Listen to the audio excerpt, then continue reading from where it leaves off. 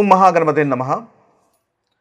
మనకి శుక్రుడు ఈ నవంబర్ మాసంలో నవంబర్ 2వ తేదీ నుంచి నవంబర్ 26వ తేదీ వరకు తులారాశిలోకి సంచారం చేస్తున్నాడు. అంటే ఇప్పటి వరకు శుక్రుడు మనకు కన్యా రాశి నుంచి ఇప్పుడు తన స్వక్షేత్రమైనటువంటి తులారాశిలోకి సంచారం చేస్తున్నాడు.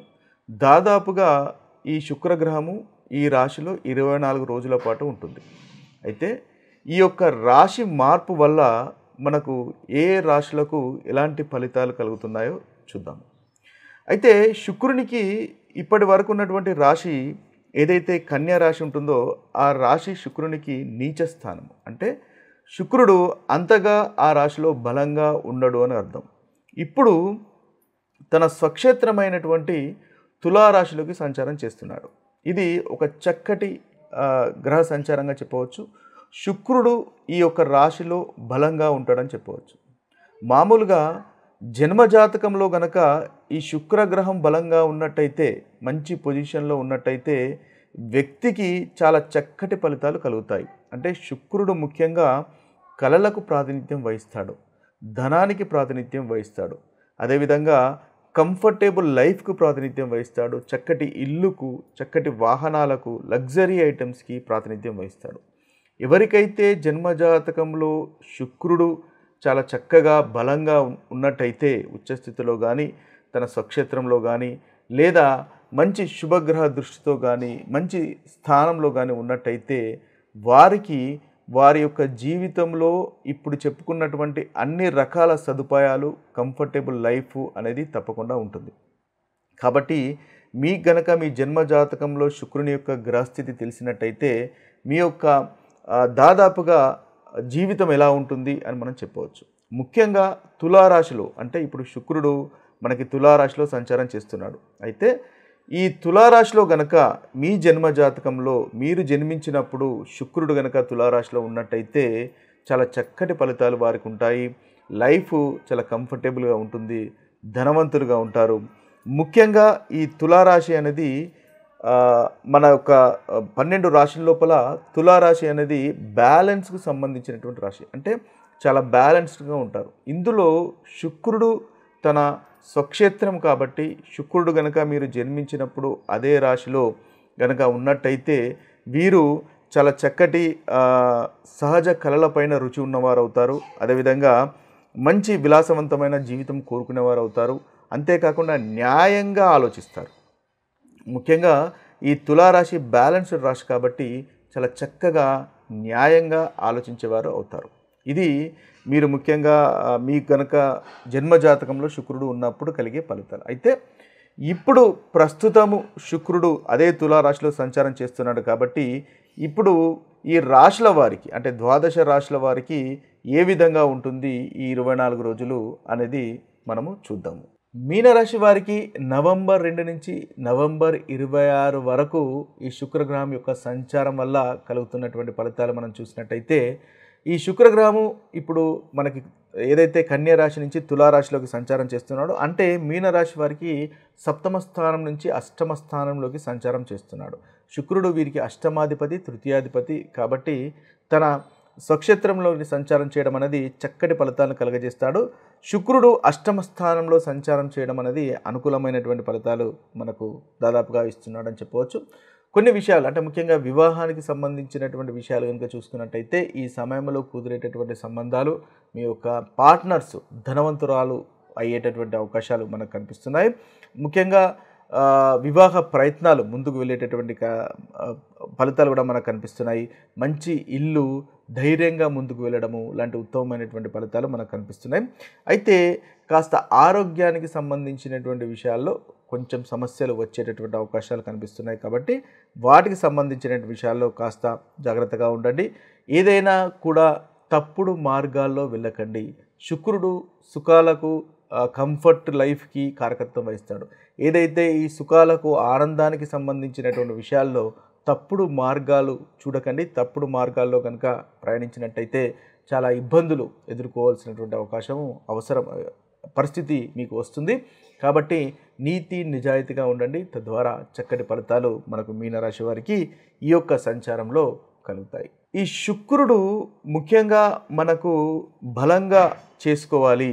శుక్రుడు మన జాతకంలో ఒకవేళ నీచ స్థితిలో ఉన్నాడు లేదా దుస్థానంలో ఉన్నాడు కాబట్టి ఆ శుక్రుడిని మనం బలోపేతం చేసుకోవడానికి కొన్ని పరిహారాలు, చక్కటి పరిహారాలు మనకు శాస్త్రంలో చెప్పబడ్డాయి.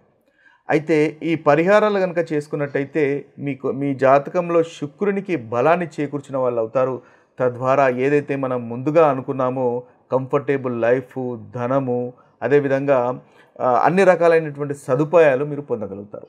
అయితే దానికి పరిహారాలు కనుక చూసుకున్నట్టయితే ముఖ్యంగా శుక్రుడు ప్రేమకు, సౌందర్యానికి, వివాహానికి, ధనానికి ముఖ్యంగా కారకత్వం వహిస్తాడు. ఒకవేళ మీ జన్మజాతకంలో గనక ఈ శుక్రుడు అంతగా అనుకూలంగా లేకపోతే మీకు ముఖ్యంగా వివాహం ఆలస్యం కావడం కానీ లేదా వివాహం జీవితంలో విభేదాలు రావడం కానీ, దాంపత్య జీవితంలో సమస్యలు రావడం కానీ ఇలాంటివన్నీ జరుగుతూ ఉంటాయి. ముఖ్యంగా చర్మానికి అంటే స్కిన్కి సంబంధించినటువంటి ఇబ్బందులు రావడం కానీ, అదేవిధంగా కంటికి, శుక్రుడు కంటికి కూడా కారకత్వం వహిస్తాడు. కంటికి సంబంధించినటువంటి ఇబ్బందులు రావడం కానీ, గర్భాశయానికి సంబంధించినటువంటి ఇబ్బందులు రావడం లాంటివి ప్రతికూలమైనటువంటి ఫలితాలు మీ జన్మజాతకంలో శుక్రుడు బాగా లేనట్టయితే వస్తూ ఉంటాయి. అంతేకాకుండా శుక్రుడు మీ జన్మజాతకంలో బాగా లేకపోతే వ్యయాలు అంటే ఖర్చులు అధికంగా పెరుగుతాయి. ఈ ఖర్చులు పెరగడం వల్ల మీకు లగ్జరీ ఐటమ్స్కు అనవసరమైనటువంటి ఖర్చులు చేయడం వల్ల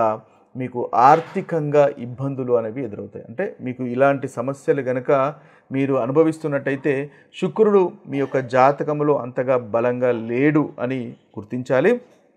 అదేవిధంగా ఈ కంఫర్టబుల్ లైఫ్ అనేది ఉండకుండా ఉంటుంది. అయితే ఈ శుక్రుడిని బలోపేతం చేయడం వల్ల వీటిదైతే ప్రతికూలమైనటువంటి ఫలితాలు మనం అధిగమించవచ్చు. ముఖ్యంగా మంత్రజపం ఉంటుంది. అంటే రకరకాల అయినటువంటి ఉపాయాలు మనకు శాస్త్రంలో ఇవ్వడం జరిగింది శుక్రుడి గురించి. అందులో ముందుగా మంత్రజపం.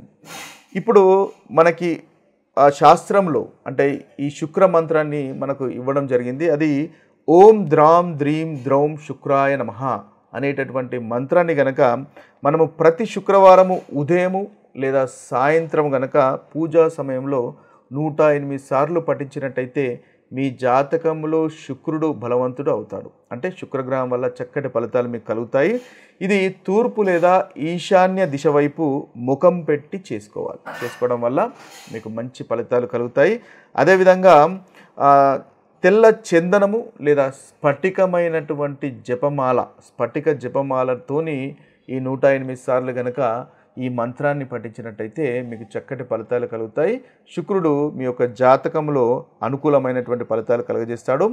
ఈ 108 సార్లు చొప్పున మొత్తము 16,000 సార్లు ఈ జప పూర్తి చేయాలి. అంటే మీరు ప్రతి శుక్రవారం కానీ లేదా ప్రతిరోజు కానీ రోజు 108 సార్లు చొప్పున మొత్తము 16,000 సార్లు ఈ మంత్రాన్ని కనుక జపించినట్టయితే ఈ జపం పూర్తి అవుతుంది. తద్వారా శుక్రుడు మీ యొక్క జాతకంలో చక్కటి బలవంతునిగా మారుతాడు. అన్ని రకాలైనటువంటి మీకు మంచి ఫలితాలు కలుగుతాయి. అదేవిధంగా ప్రతి శుక్రవారం మీరు ఉపవాసం చేయాలి ఈ శుక్రుని గురించి. అదేవిధంగా పాలు, పండ్లు, తీపి పదార్థాలు మాత్రమే ఈ శుక్రవారం తీసుకోవడం అనేది ఉత్తమము. ముఖ్యంగా సాయంత్ర సమయంలో మహాలక్ష్మిని కూడా ఆరాధించినట్టయితే ఈ శుక్రగ్రహము మీ యొక్క జాతకంలో మంచి స్థితికి వస్తుంది, మంచి బలాన్ని చేకూరుస్తుంది.